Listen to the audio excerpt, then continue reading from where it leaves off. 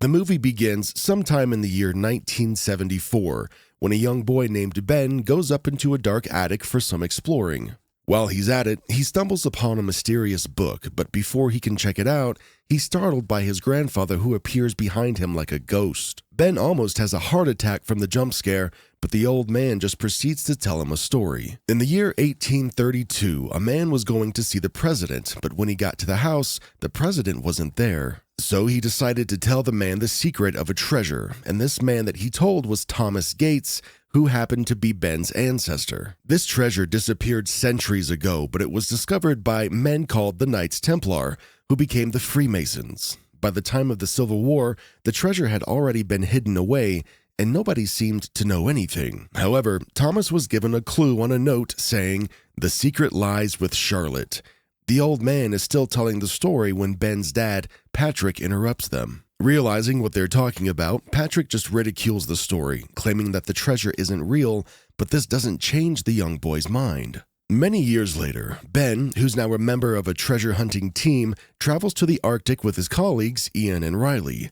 The team is currently searching for a buried ship under the ice, and after digging for a while, Ben finds a part of the ship that has the name Charlotte written on it. The group explores the ship, and inside they find frozen corpses, including the captain, who died holding a barrel. Of course, Ben opens up the barrel, and to his surprise, there's a casket in there. Inside the barrel, he finds an ornate pipe that has some sort of riddle written on it, so being the adventurer that he is, he attempts to solve it. From what he sees, he presumes that there's an invisible map drawn on the back of the Declaration of Independence. This is great news to the others when he tells them, and Ian even suggests that he can borrow the Declaration of Independence. Ben already knows that he intends to steal it though, so he refuses to go with that plan. Unfortunately, this makes his colleagues turn on him, and one of them even threatens him with a gun, feeling that he's now in their way. With everything going south, Ben explains that there are still parts of the riddle that only he can solve, so they threaten to shoot Riley if he doesn't tell them everything. Ben refuses to back down, so he suddenly starts a fire, threatening to blow up everyone inside the ship if they don't drop their weapons, but then Ian locks him inside with Riley before running away with the others. Thankfully, they manage to escape through a hole before the ship explodes. Sometime after that near-death experience, Ben and Riley return to the city so that they can inform the FBI of Ian's plans, but the feds don't believe them. However, they don't give up, and instead they visit a woman named Abigail Chase at the National Archives to tell her about it. There, he notices that there's a button missing from her rare collection, but then cuts to the chase, asking her if she can examine the back of the Declaration of Independence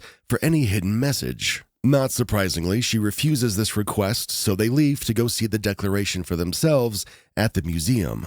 There, Ben reveals that he's going to do the same thing that he doesn't want Ian to do. That's right, man's gonna steal the document. He tells Riley his plan, but the young man feels that it's impossible because of how tight the security is. However, Ben informs him that there will be a gala by the weekend, during which the document will be kept in a storage room, making it a lot easier to steal. With this in mind, the two begin to make plans for the heist, and in the process, Ben sends the missing button in Abigail's collection to her, but what she doesn't know is that he's coated it with invisible ink. Meanwhile, Riley discreetly activates a heat sensor in the archive that causes Abigail to receive a phone call. She checks the preservation room, and upon getting there, she dials in the passcode, leaving a trace of invisible ink on the keys without her knowing. At the same time, Ian is also making some plans of his own, but there's nothing subtle about them because he's currently making explosives with a man named Shaw. Later that evening, Ben arrives at the gala, and thanks to his disguise and preparations, he has no problem getting in. Ian arrives shortly after with his crew, but Ben already seems to be ahead because he goes to see Abigail at the party. She thanks him for the gift, and then he switches wine glasses with her to cleverly obtain her fingerprints. Not long after that, Ben arrives at the preservation room and enters with ease after deciphering the passcode. He enters the room and then acquires the document. Unfortunately, while Riley is watching the cameras for Ben, Ian's crew takes over the signal, leaving him stranded. Meanwhile, Ben has already taken out the document with the case and is still looking for a way out when Ian and his team find him.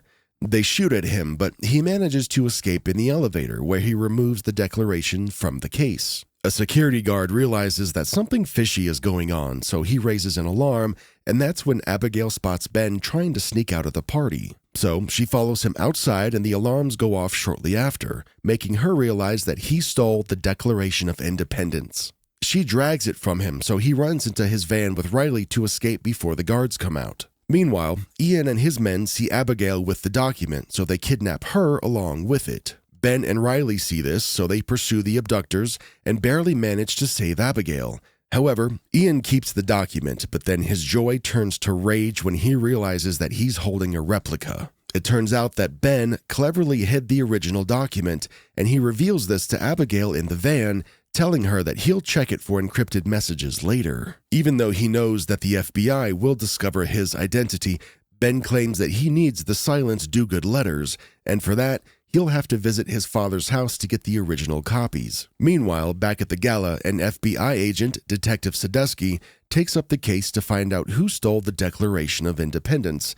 He and his men quickly locate Ben's apartment, and after looking around, they find copies of the letters. Elsewhere, Ian somehow deciphers the code while Ben and Abigail visit Patrick to ask for the letters. Unfortunately, the old man still doesn't believe that the treasure is real, and because he's still angry with Ben, he tells them to get out. Despite his father's attempts to dissuade them, Ben and Abigail examine the declaration for clues and discover some hidden letters related to the silent do-good letters. Just when it looks like they're about to make a breakthrough, Patrick reveals that he donated the letters to the Franklin Institute in Philadelphia, and this leaves the team crestfallen. Later that night, FBI agents arrive at the house to find Patrick tied up with tape on a chair. They release him and interrogate him, but the old geezer doesn't reveal anything to them. By sunrise, Ben and his friends are already in Philadelphia, and there, Riley finds a boy who helps him decipher the code, and while he's at it, Ian, who is also at the school, spots the kid. Afterward, Riley goes to meet Ben and Abigail to show them the deciphered code. Using this clue, they check the time on the clock drawn on the $100 bill, and they realize that it's 2:22. While they're busy with that, Ian follows the boy and offers him some cash to reveal the same information that he gave Riley, and so he does. Meanwhile, Ben and co. head up to the clock tower, and at 2:22, they watch to see where the shadow of the tower falls. Seeing the exact spot, they rush down there to inspect it, and that's when he finds a brick with a symbol on it. He removes the brick and uncovers a weird pair of spectacles underneath it.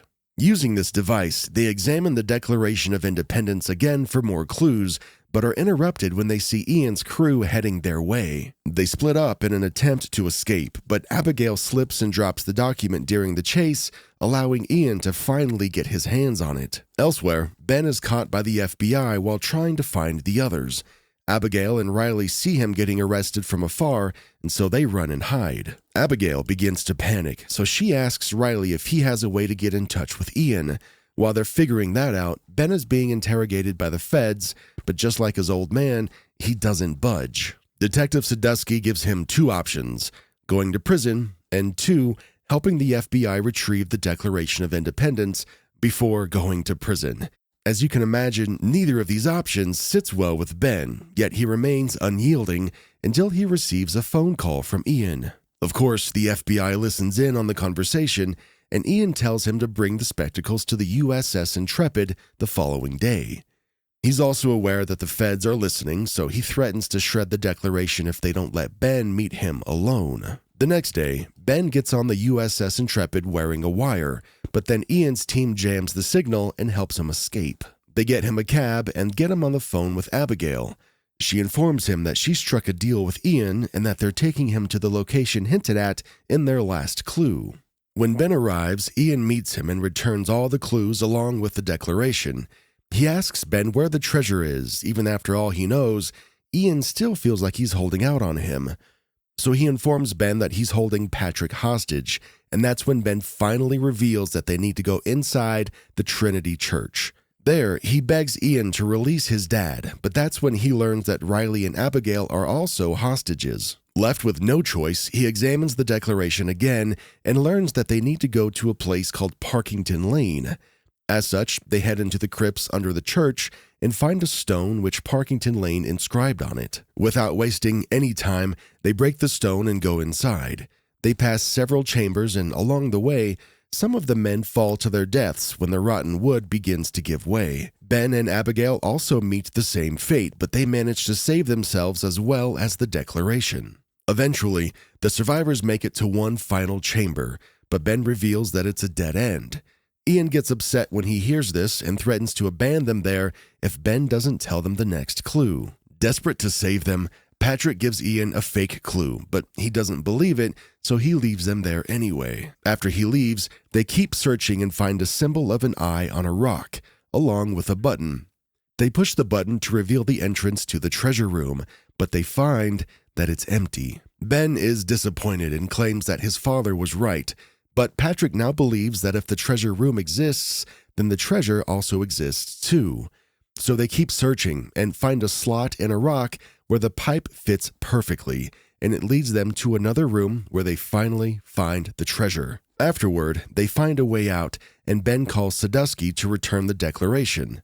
But he also asks that his friends and family take credit for finding the treasure, while Ian and his men are arrested by the FBI. The movie ends with the friends getting a cash reward. Riley buys a sports car while Abigail and Ben start a relationship, as well as a new treasure hunt.